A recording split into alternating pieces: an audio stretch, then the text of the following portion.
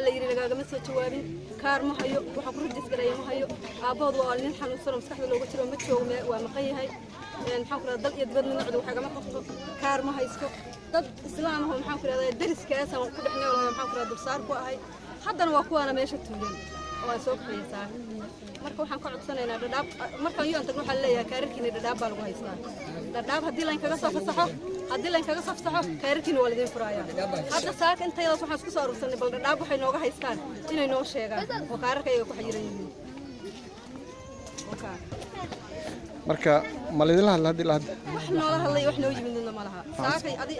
4 saac 5 saac mar waxaysan halkaan nimid wax soo diskaaga maana sidii u tagtay ha adsan leedahay عدسان لين كاركيga in la siiyo ilmaha wax noo baran hayo standard bi hadda mar haya waxaan ku raad wax lagu rajis gareeyo lama hayo wax maxaan ku raadaayay xaquuqo ay leeyihiin malaha maanta qof reer hadaan dirno waxa lagu leeyahay stage kale gaas dacwada waxa lagu leeyahay kaarba malihi maalinada aniga hadda waa la xira waxaan lagu xiray laba cunug oo dirtay cunugayga inta la dilay aniga in la xiyo la xiro leeyahay kaarna malihi sharcina malihi siyadada oo la diray kana marka dibkaasaan haysta